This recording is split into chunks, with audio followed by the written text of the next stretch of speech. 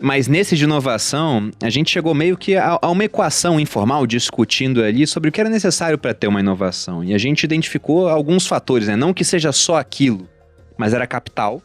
Porque afinal, para inovar, muitas das plataformas que inovaram no mercado hoje só foram possíveis ser executadas porque tinha um cheque por trás. Porque no começo, até o iFood acredito que foi assim, você queima a caixa para conquistar mercado, para adquirir clientes.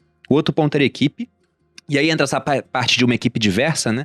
Porque se eu tiver uma equipe só formada por pessoas que fizeram economia no INSPER, a atração para um pensamento de manada é muito forte. Agora, quando eu tenho um cara que veio de fora dessa bolha, ele vai ter uma visão diferente. Calma, vocês estão observando um lado, mas tem esse aqui, né? Então tinha esse ponto de uma equipe diversa. E o último ponto era a questão de ter liberdade para inovar. Porque numa empresa muito quadrada, as pessoas ficam restritas. Por que o Nubank não nasceu dentro do Itaú? Porque não tinha espaço para isso acontecer lá dentro. Por que o Thiago, inicialmente o Primo Rico, ficava dentro da XP? Ele falou, não, vamos segmentar. Porque lá dentro é uma empresa muito mais institucional já, está listada em bolsa de valores, há uma série de regras. Uma startup dificilmente vai nascer naquele tipo de ambiente, né? E com o iFood eu acredito que foi a mesma coisa. Né? Vocês precisaram disso para inovar? Eu tenho um pensamento diferente, Bruno, e não quer dizer que eu estou certo ou errado, mas eu penso diferente. Eu acho que, primeiro, capital não é necessário. Capital é necessário para escalar.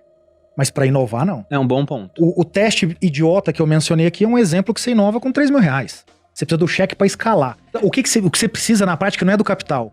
É de 2 indicadores que são do caralho. Você fala, nossa, olha como o consumidor muda o comportamento. Nossa, olha como o consumidor passa a olhar isso aqui. Verdade. Que é isso que fala, poxa, agora eu preciso achar a equação econômica e escalar. Aí entra a discussão do capital, mas a inovação vem antes. E o meu outro ponto é a questão da diversidade, eu concordo. Pessoal, a mulher, 20 anos atrás, não era ninguém na força de trabalho brasileira. Em algumas bolhas eram, mas no todo, subindo na hierarquia, empreendendo, você conta nos dedos de uma mão. Quem era o negro há 20 anos atrás? Isso. O negro não era educado no Brasil, agora o negro está se tornando relevante na entrada dos vestibulares das universidades públicas. Quem era o homossexual há 20 anos atrás? Era o cara escondido que não podia se manifestar com medo de apanhar em casa. Então, a diversidade, ela tá chegando com muita força. Ela chega primeiro no consumo, né? Porque você é um consumidor independente de qualquer coisa que aconteça, e depois ela chega na empresa. Quem percebe a diversidade antes, inova, mas não é porque é gênio, mas simplesmente porque está adequando a um pensamento que já existe no mercado consumidor. E o terceiro ponto que você falou que era... O primeiro ponto era capital, que a gente já viu aqui que na verdade é para escalar, e concordo com você. Embora você discorde de mim, porque eu vi que você tá certo. O segundo ponto era essa questão de equipe. Eu mudo de opinião rápido quando eu tô errado.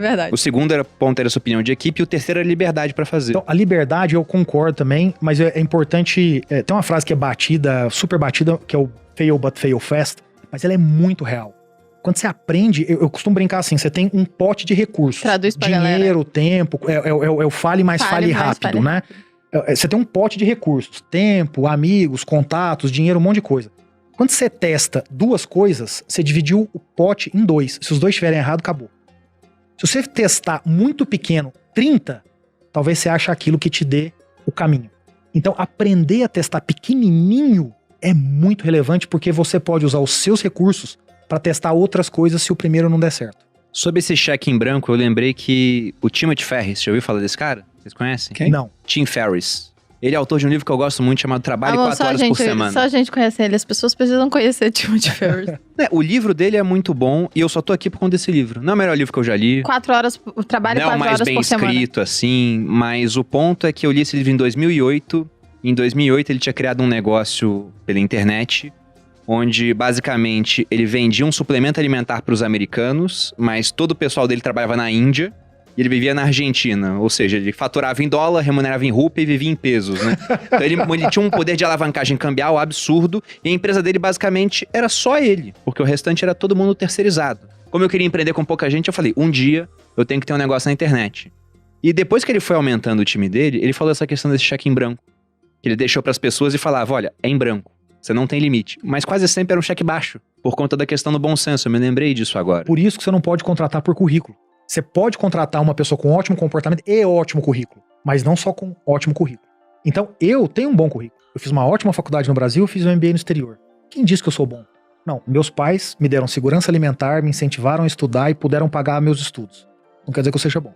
Sobre esse assunto, como eu sou membro de vários conselhos, a gente tem discutido muito o assunto diversidade, né? E Eu queria fazer uma breve digressão para contar uma história para vocês que é interessante, que é o seguinte. Dizem que há uma correlação bionívoca entre o tamanho de um corpo e a maior ou menor velocidade do seu metabolismo. O coração de um elefante bate muito mais lentamente que o de um colibri. Essa correlação passou a ser estudada em cidades. Ou seja, se um superorganismo de uma grande cidade era mais lenta do que um organismo de uma cidade menor. E descobriu-se que a correlação e a curva era exatamente a mesma. Quando dobrava o tamanho da cidade, diminuía percentualmente a velocidade da cidade, tá certo?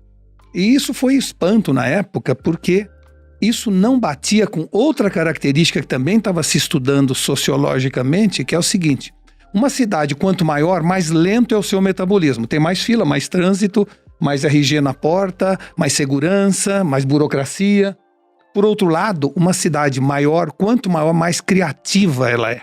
Então, uma cidade de 1 milhão de habitantes é 5 vezes mais criativa que uma cidade de 100 mil habitantes.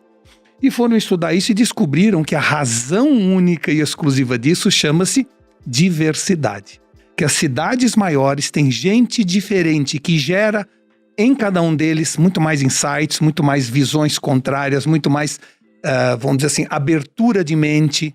E que isso é que traz a capacidade criativa de um povo, de uma nação.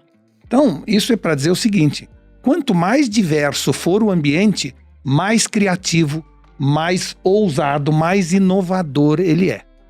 E no fundo, gente, se a gente olhar a biologia, pessoas que são muito iguais ou da mesma família e vão se casando, há uma deterioração genética, né? Pela igualdade cromossômica daquelas pessoas.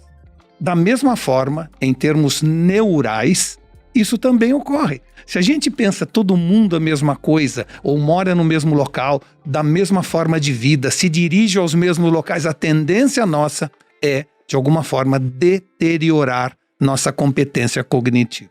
Muito bacana essa ideia, Walter. Eu tenho 3 pontos para falar sobre isso. O primeiro que me veio à mente aqui é que tem um ETF.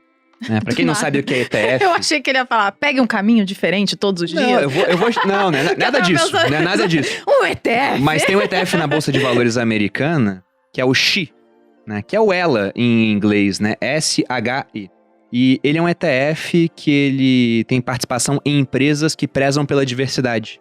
Que tem que ter mulheres no conselho, por exemplo, da empresa. Aí eu abri aqui as 10 maiores posições do SHI, que é equivalente a 40% do total de ativos que ele tem na carteira. Você tem PayPal, você tem Visa, você tem Walt Disney, você tem Johnson & Johnson, você tem Netflix, Nike, Wells Fargo. Então, várias empresas gigantescas dos Estados Unidos, algumas aqui altamente inovadoras, Netflix, e eles prezam por essa diversidade pensando nisso. Se você falar do SHI, esse é um assunto ainda mais empolgante, que é o seguinte: mais importante, como eu falei, do que usar armas digitais é ter uma alma digital para uma organização. Eu escrevi um livro alguns anos atrás que se chama Mulheres são digitais, homens são analógicos. Ou seja, se você quer ter uma alma digital, você precisa ter mulheres no comando. Isso aqui é a realidade. Eu só tô aqui por causa dela. Não, é empírico. É empírico. Estamos aqui com... Porque quando a Malu começou em rede social, sabe o que eu falei pra ela? Você acha que eu falei, vai lá, amor, é isso aí. Eu falei, isso é perda de tempo. Ela me provou que eu tava errado. Só que o meu mérito é isso, eu mudo de ideia rápido.